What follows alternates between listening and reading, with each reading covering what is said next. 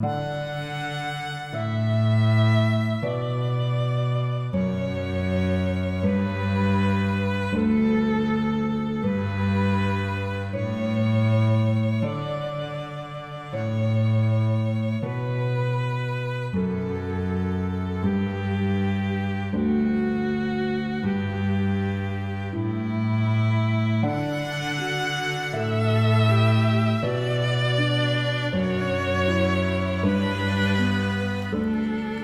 nuevo estamos con ustedes para compartir nuestra plática, que en esta ocasión se va a referir a un tema sumamente interesante. En realidad, nos vamos a referir a un sujeto de la historia que no existe o no existió, porque los indios, sabemos que no existen. Existen con su personalidad, con su nación, con su cultura. Muchos grupos indígenas. Un indio, ese no lo vamos a encontrar nunca. Pero de todas maneras, hay bastantes aspectos en los cuales coincidimos, porque ya sabemos que no se organiza ni una conversación ni un debate en que no haya por lo menos algo en común. Y sí tenemos en común nuestro interés por las comunidades indígenas de la época colonial, aunque sean tan diferentes como las que nos va a mencionar Rodrigo y las que yo tengo alguna experiencia.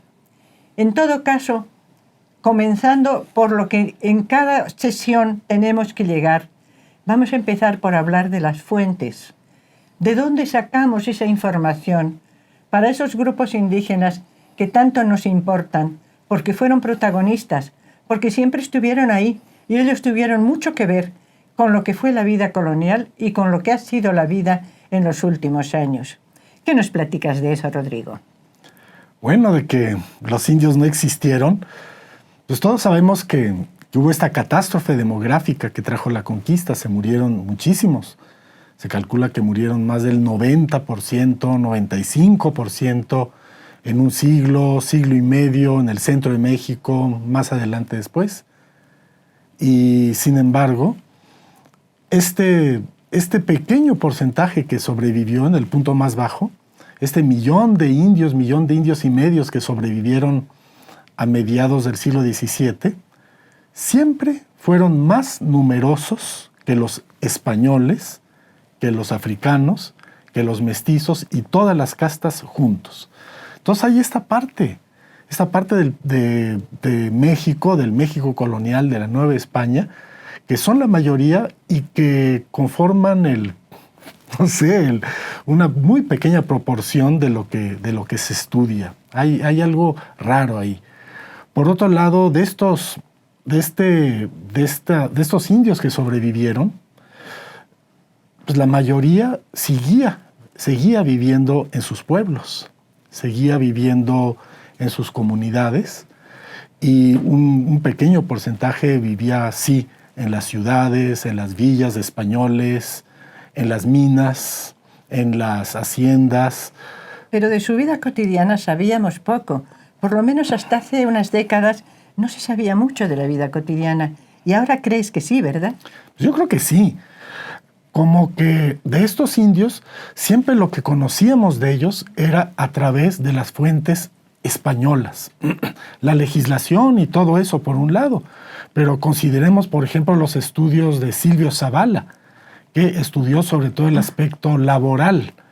Es parte de la vida cotidiana que aparece, tú lo sabes, en el ramo de indios, en el ramo general de parte del Archivo General de la Nación, que a través de estos documentos españoles podemos conocer las condiciones de su trabajo en las empresas rurales o mineras de los españoles.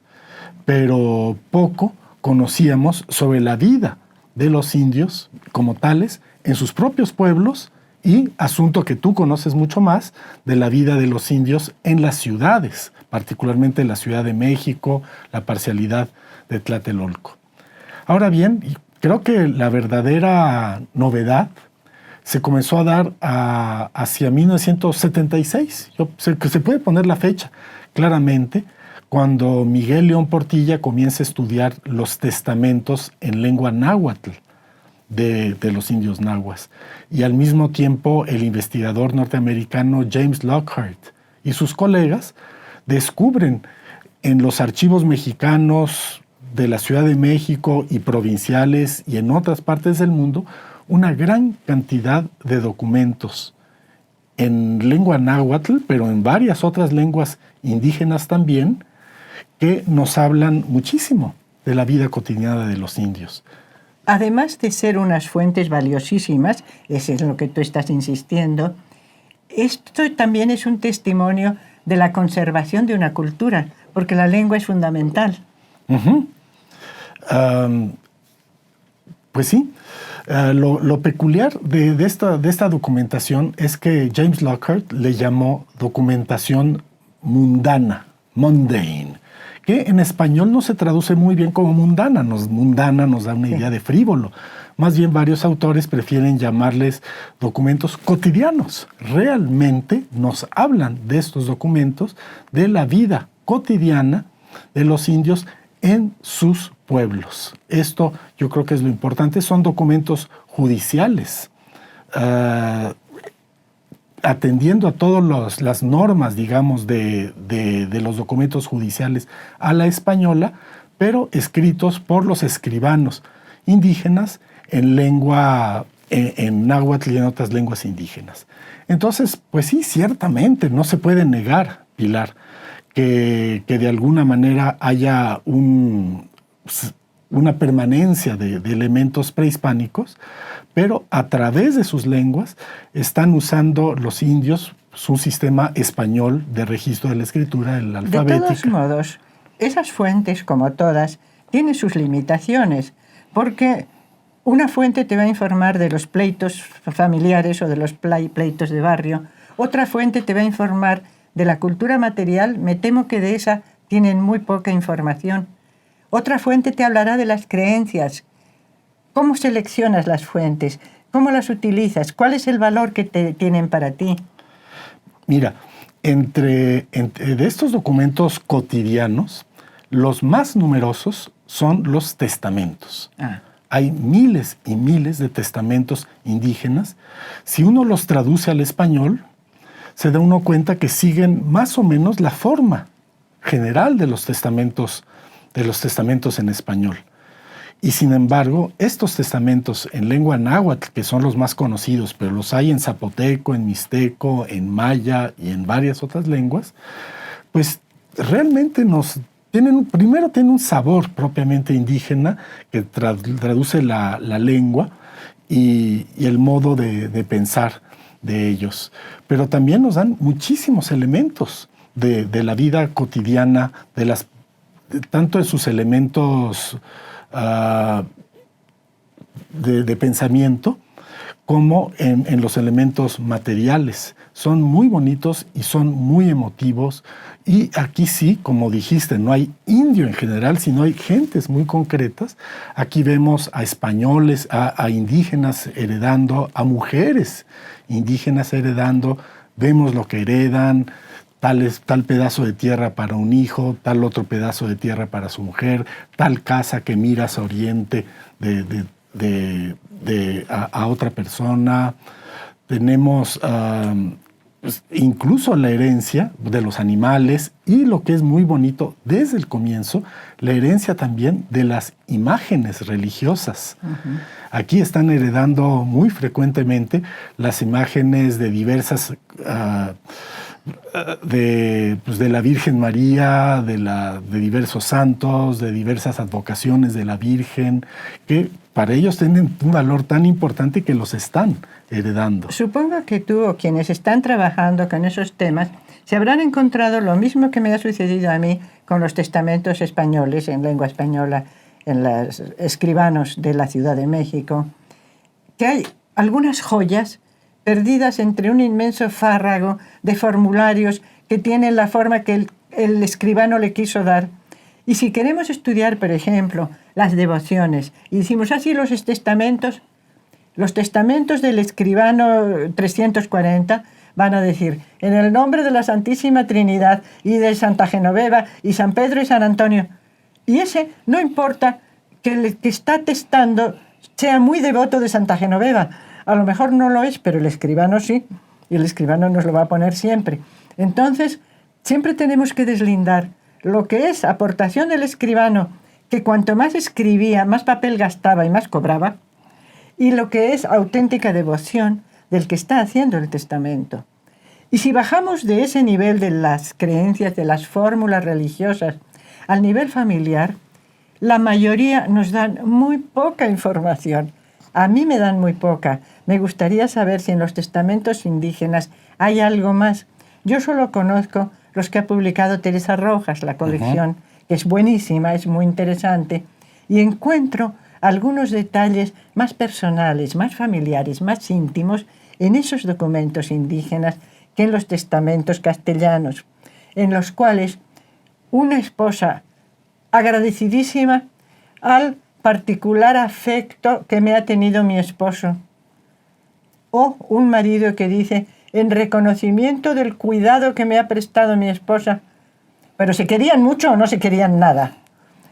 Lo cuidaba muy bien porque le daba su sopita a la hora de comer, o realmente es lo que nos encontramos en otro tipo de documentos, que pueden ser las reclamaciones de divorcio, las peticiones de ruptura, las reclamaciones por malos tratos. Ahora bien, si realmente se querían o no se querían, es muy, muy difícil decirlo.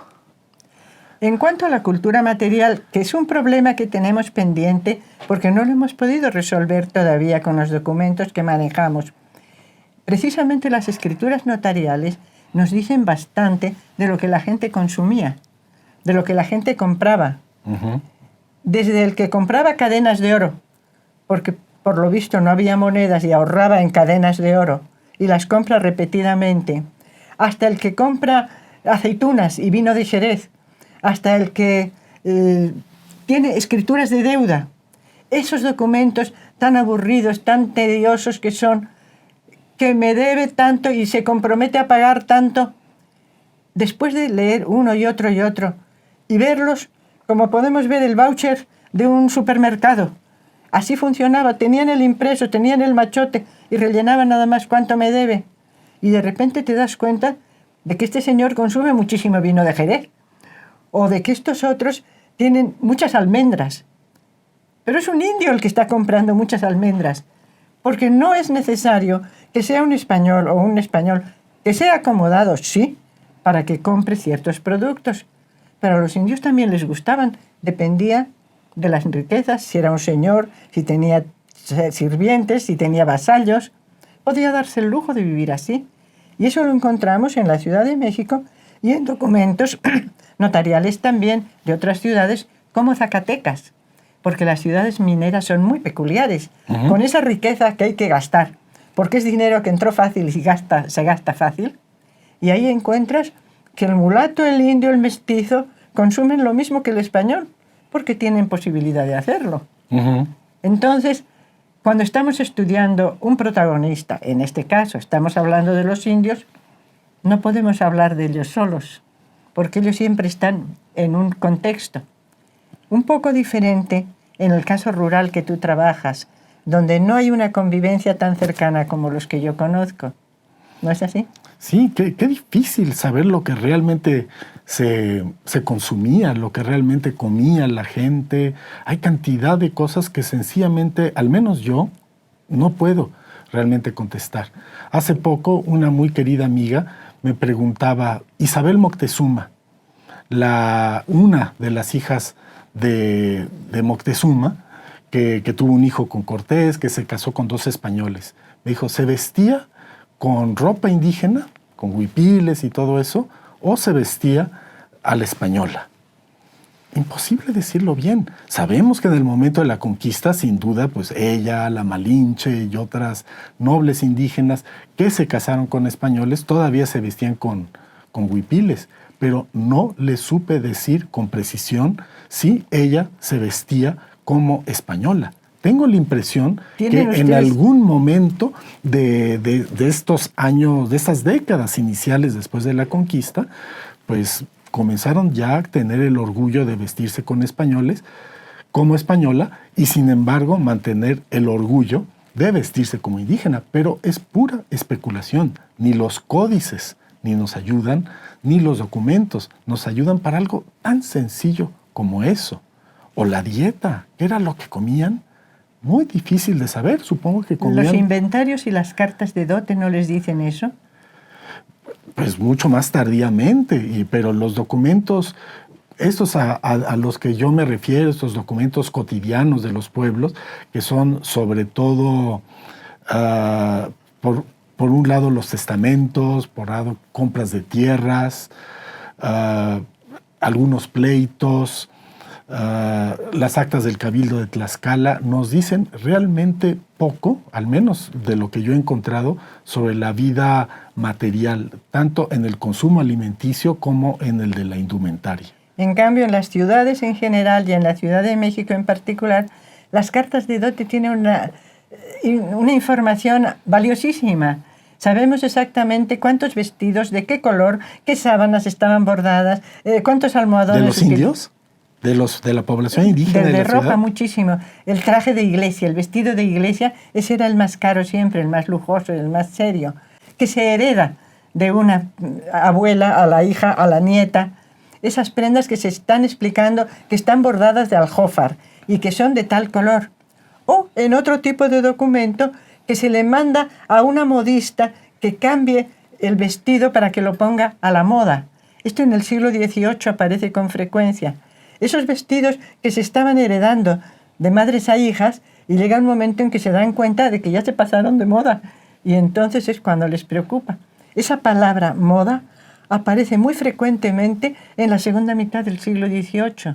Uh-huh. Y también algo que apreciamos, y entiendo que por eso haya ese desfase entre la ciudad y el campo, es que un hombre o una mujer, pero básicamente son hombres los que tengo con esa información, gasta mucho más dinero y tiene un ajuar mucho más variado si vive en la ciudad que si vive en su hacienda, en su rancho, en su propiedad rural. Uh-huh. Ahí tiene el mínimo para vestirse, porque nadie lo va a ver o nadie que le importe lo va a ver. Uh-huh. Claro. Y en cuanto a los sentimientos, en cuanto a otros aspectos, las peleas familiares, ¿qué encuentran ustedes? Pues realmente muy poco sobre este aspecto de la vida. Lo que sí tenemos es, sí, el testimonio mismo que nos da la lengua. Obviamente, para estudiar los documentos relativos a la vida cotidiana en los pueblos de indios, para estudiar estos documentos cotidianos de la vida de los indios, es necesario acudir a la propia lengua, a las propias lenguas de los indios, y como tú sabes, los frailes hicieron obras muy importantes para acercarnos a las lenguas de los indios, hicieron importantísimos vocabularios como el de Molina, como el de Gilberti, en lengua michoacana, y estos diccionarios nos dicen a veces muchísimo sobre la manera de pensar de la gente. Es curioso a veces cómo una palabra muy sencilla en español se expresa con largas expresiones en lengua indígena y al revés. A veces una sola palabrita en lengua indígena es necesario explicarla con largas palabras. Palabras de afecto, de rencor, de desconfianza, de avaricia. ¿Qué encuentras? Pues yo creo que sí, no te puedo dar ejemplos, pero sí salen ese tipo y relativos a todos los aspectos, hasta de la vida corporal, a veces de los medio vergonzosos para nosotros, que se expresan en una palabrita, a veces se requieren de un largo circunloquio para lograr entenderlo. Entonces, sí, definitivamente, los historiadores que quieran acercarse a la vida cotidiana de los indios necesitan aprender lenguas indígenas. No pueden confiar sencillamente en leer a los autores en inglés o en español que estudian estos documentos para extraer alguna información. Creo que sí va a ser necesario en algún momento que se acerquen a las lenguas indígenas, aprovechando las obras antiguas, los vocabularios, gramáticas antiguas y las contemporáneas para acercarnos a esta documentación tan importante porque, como te dije hace un momento, es la mayoría de la gente. Es la mayoría de la gente que vivía ahí y tenemos miles de documentos para aproximarnos a ella. Entonces sí va a ser importante que de alguna manera la historia se acerque a la mal llamada etnohistoria. Ajá. Me da la impresión de que tenemos una imagen un poco estática. Estás hablando de unos sentimientos y unas situaciones de larga duración, más que coyunturales, ¿no es así? Sí, pero también hay cosas, hay movimientos coyunturales, en el sentido de movimientos de conjuntos de procesos que tienen que ver con la lengua y que se han podido estudiar. En el caso concreto de James Lockhart, él se dio muy bien cuenta que en los primeros momentos después de la conquista, cuando los contactos entre los indios y los españoles eran mínimos, la lengua indígena se mantuvo prácticamente igual, no había préstamos. Pero ya en la segunda mitad del siglo XVI, comienzos del siglo XVII, con el trabajo, con el trabajo de los peones, el trabajo asalariado, con el repartimiento de indios, el cuatequitl, hay más contactos cotidianos entre los indios y los españoles, y la lengua lo refleja. O sea, una gran cantidad de préstamos lingüísticos de todos los elementos traídos por los españoles, que si la mesa, los elementos religiosos, los cuchillos, los tenedores, todos estos sustantivos de elementos de la cultura material española se introducen no solamente al náhuatl, sino también a otras lenguas. Y conforme avanza los contactos cotidianos entre los indios y los españoles, va a aumentar en la segunda mitad del siglo XVII, en el XVIII y ya en el XIX, ya no solamente los préstamos de sustantivos, de cosas tomadas de la cultura española que se integran a la cultura indígena, sino también de verbos, de formas de decir de las cosas. El verbo pía, nicpía, originalmente quiere decir yo lo cuido, pero ya en el siglo XVIII quiere decir yo lo tengo. Aquí ya sería un elemento de, digamos, de concepción que comienza a cambiar. Tengo la impresión de que las diferencias entre lo que tú estudias rural y lo que poco que yo conozco de la ciudad son más bien diferencias de ritmo. Sí se producen los cambios, pero más despacito. Nosotros podemos marcar ciertas coyunturas, ciertos momentos en los cuales analizar ese cambio que seguramente se venía produciendo por un largo tiempo, pero que hay un momento de crisis, hay un momento en que va a señalar la diferencia y nos facilita, nos ayuda, porque nos está mostrando una imagen muy clara de lo que estaba sucediendo un poco antes y lo que sucede después. Estoy pensando en el momento en que los cambios de la distribución parroquial en 1772, que coinciden con otra serie de cambios en la política y en la administración colonial, están influyendo en esa zona tan crítica que es la parcialidad de Tlatelolco, de Santiago de Tlatelolco. Ahí tenemos un ritmo más lento, podríamos decir, que el que se dio en San Juan Tenochtitlan, porque Tenochtitlan estuvo con viviendas intercaladas con las de los españoles. Los barrios indígenas tuvieron mestizos españoles mulatos desde el primer momento.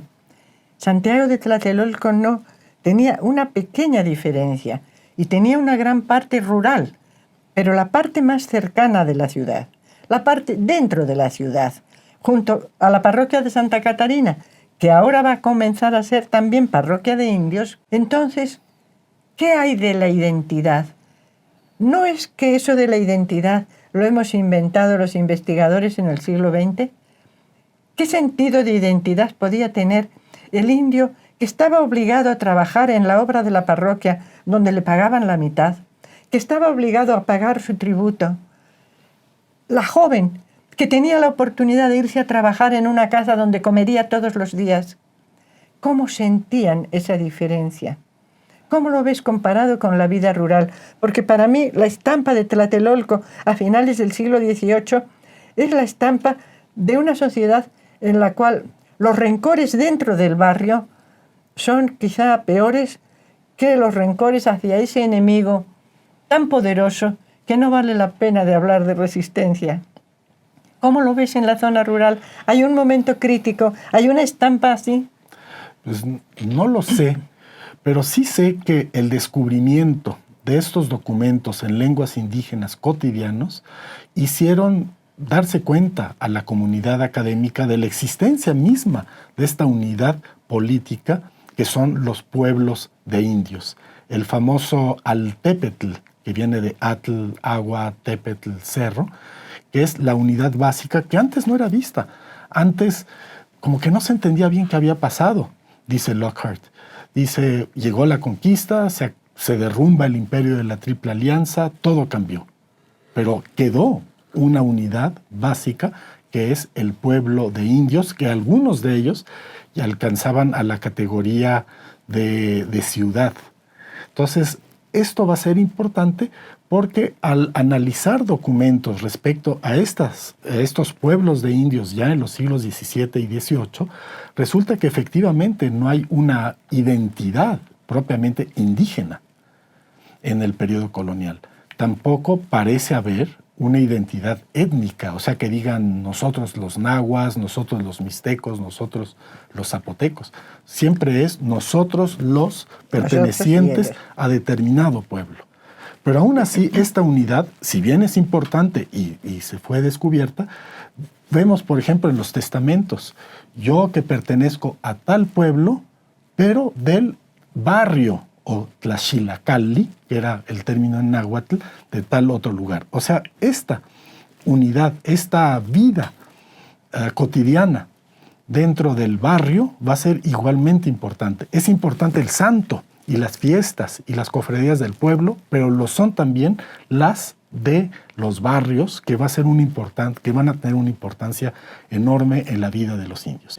Los documentos te dan información al menos en 3 niveles: el de la familia, el del barrio y el del pueblo, o la parcialidad. ¿En qué forma puedes deslindar los sentimientos o las actitudes o los cambios en esos 3 niveles? Pues los cambios no te los sabría decir. Yo pienso que siempre van a ser importantes a lo largo de todo el periodo colonial y después también todos estos niveles. Ahí vemos, por ejemplo, el nivel de los pueblos de indios, que van a jugar un papel importantísimo en el momento de la independencia, de la Revolución de Independencia, como se ve en el gran libro de Eric Van Jong, que este nivel de análisis de los pueblos de indios van a aprovechar de diferentes maneras los grandes trastornos que están dando para resolver problemas con el pueblo de al lado, con la hacienda de al lado, o resolver también, como tú bien lo dices, problemas internos, de a quién le toca tener los cargos de gobierno y demás. Yo creo que esto es algo que sí es una continuidad. En lo que esto de la unidad de la familia, unidad de análisis de la familia que aparece tanto en los testamentos, pues no es ninguna novedad. Pues yo creo que la familia igual es una unidad de análisis importantísima si analizamos, como tú lo haces, el mundo español o el mundo africano o cualquier otro mundo, y sin embargo es una unidad que pues tiene una muy particular importancia. En lo que se refiere a Tlatelolco mismo y a la parcialidad de Tlatelolco, la parcialidad de Tenochtitlan, tú eres de las pocas que han estudiado este asunto. Andrés Lira lo ha estudiado, pero para el siglo XIX. Sí. Pero es una pena realmente que sepamos tan poco de las parcialidades de Tlatelolco y de Tenochtitlan en los siglos XVI, XVII y XVIII. Cuando menos en el aspecto político, que no es indiferente, no es algo político alejado, sino había en la Ciudad de México autoridades españolas, particularmente el Cabildo Español de la Ciudad de México. Tenemos las actas de Cabildo Español, nos dan muchísimos elementos de vida cotidiana, pero no tenemos las actas del Cabildo de Tlatelolco, no tenemos las actas del Cabildo de Tenochtitlan, no sabemos cómo era el funcionamiento cotidiano de estas autoridades que estaban en contacto permanente con los indios en el cobro de impuestos, sin duda en el cobro de los tributos y en cantidad de otros aspectos que tienen que ver con las autoridades que tocaban aspectos judiciales, económicos, políticos, criminales, de fiestas, religiosos. Estamos, pese al trabajo de Gibson y después en los tuyos y de Andrés Lira, estamos todavía muy pobres en conocimientos sobre el funcionamiento de... Por lo menos tenemos la esperanza de que mediante documentos que ahora utilizamos y mediante fuentes que ya conocíamos, pero que ahora leemos de otra manera, vamos a conocer algo más de la vida cotidiana. Y la vida cotidiana es realmente el fundamento de la historia, porque es la única forma de conocer la historia de todos. La historia de la vida cotidiana, de verdad, es nuestra historia, en la cual ya no hay indios y los otros. Ahora todos somos los mismos, porque todos tenemos una vida cotidiana que se parece mucho, como parecidas son nuestras necesidades, nuestros sentimientos y nuestras esperanzas. Con mucho gusto nos despedimos de ustedes una vez más.